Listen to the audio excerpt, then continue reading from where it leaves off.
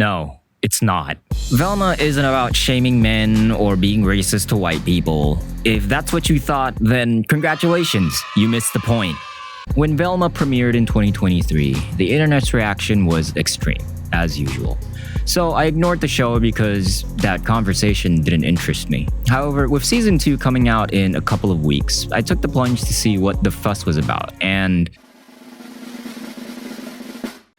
the show is fine. It's not a masterpiece, but it's not a disaster either. There are things I don't like about this show, like the humor and pacing, but I'm getting ahead of myself.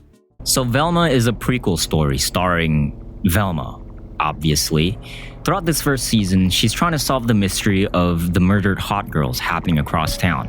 Whoever's doing this is trying to frame Velma for whatever reason, so she has to solve this case to clear her name. We do learn, however, that she can't even start on this case because tackling mysteries causes her to experience life-threatening hallucinations. So before she can solve that murder mystery, Velma first has to solve the mystery of her mother who went missing 2 years ago so that she can overcome her trauma. Helping Velma along the way are her friends, Fred, Daphne, and Norville? What the hell? yeah, Shaggy's not in this, at least not the version we know. I mean, Shaggy's real name is Norville, which was given to him in the 1991 show A Pup Named Scooby Doo. So that's the quote-unquote issue, right? These aren't the characters we immediately know and love, but it's an origin story, so they're going to take these characters in a new direction. No doubt, Norville will soon turn into Shaggy. In fact, the show hasn't been subtle in foreshadowing how these characters will turn out. Have you tried marijuana? What?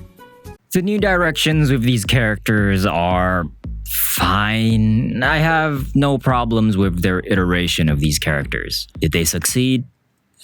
Could be better. But they're trying to give these characters depth, which, I mean, the original characters aren't really well known for having the most complex personalities. Shaggy 2B is a black dude who's super sweet and kind, but he's learning how to not be a simp. Fred is a pampered brat who wants to prove himself to his parents. Daphne is an Asian American who was adopted by a lesbian couple, and she's trying to solve the mystery of her own birth parents. And then there's Velma, a horrible bitch who happens to be Indian. And yes, she is Indian. Based on some discussions I've seen, I would have thought she was black, but I don't think people care enough about useless details like that. Velma, give me the chance and I can help you with anything.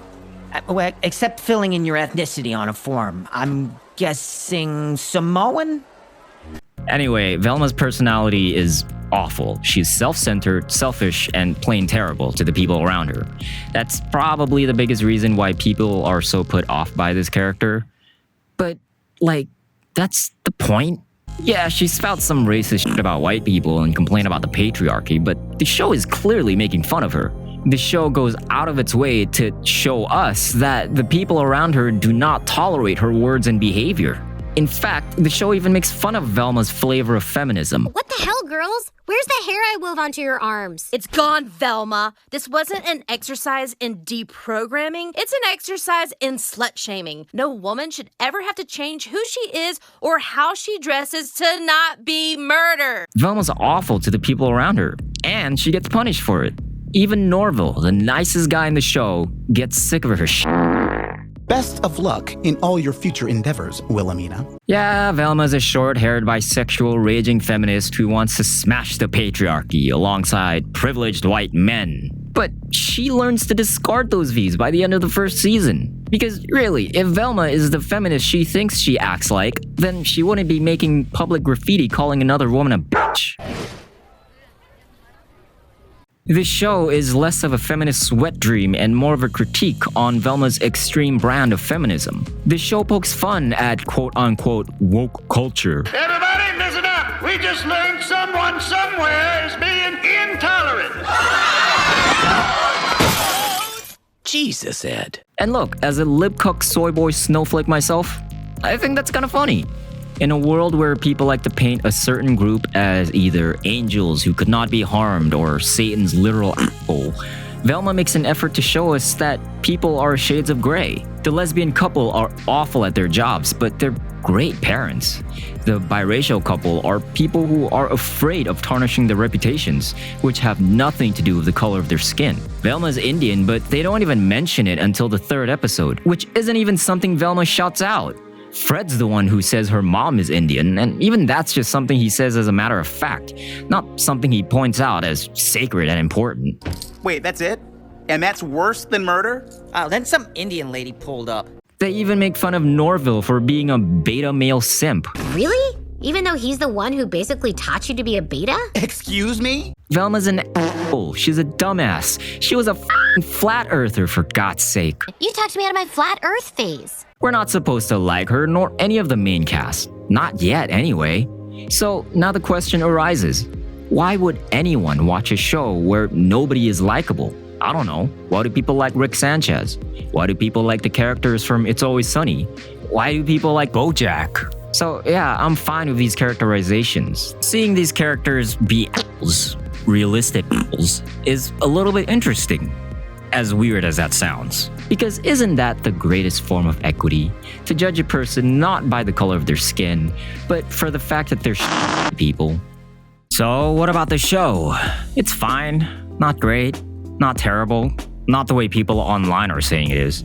I mean, Velma doesn't even come close to like a top 10 worst media of all time. It's not even in the top 50. I do like elements of the show. Some of the jokes make me blow air out of my nose.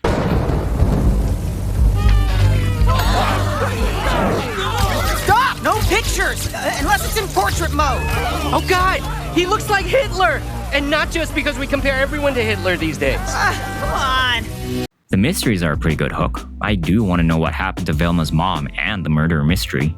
And the show handles its horror pretty well. In fact, that's my biggest praise for the show. Instead of having a monster of the week or focusing on creating a horror ambiance, the show instead gives us a view into the monsters inside Velma's mind. And knowing that, it does get pretty scary.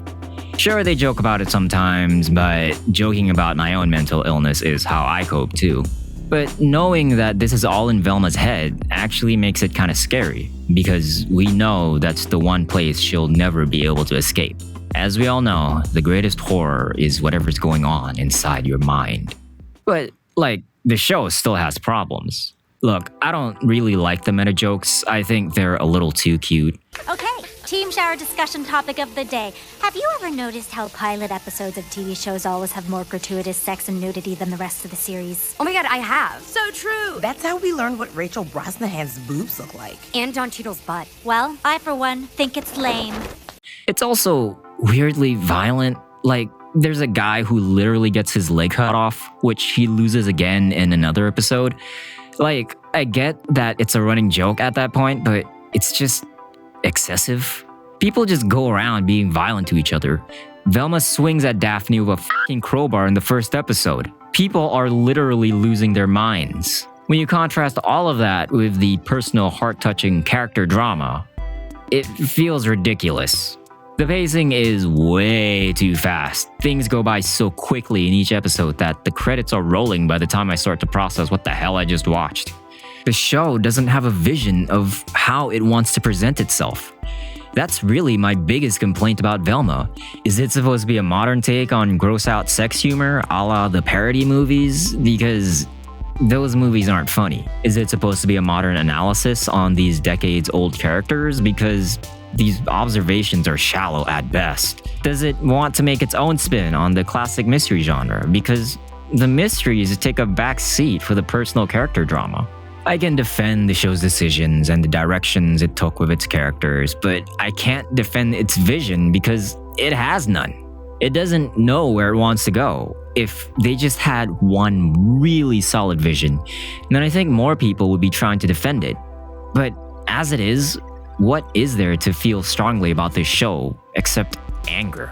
I mean, yeah, no Scooby and technically no Shaggy. But like I said, the show is hinting that they'll be there soon enough. Scooby. Scooby? And wait, what did Scooby do?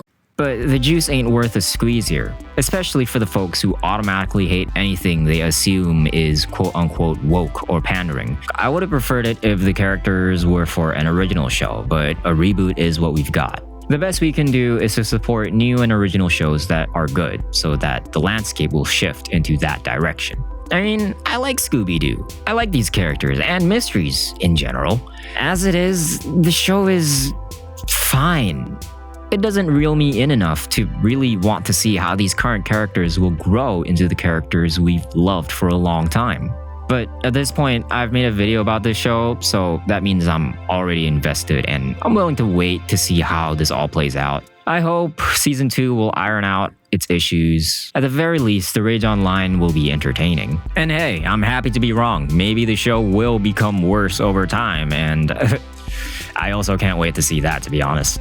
Look, it doesn't deserve the hate because it's not something worth defending. Love the show, hate the show, watch it, don't watch it. Whatever. But I think we can all agree on one thing. Mystery Incorporated is goated.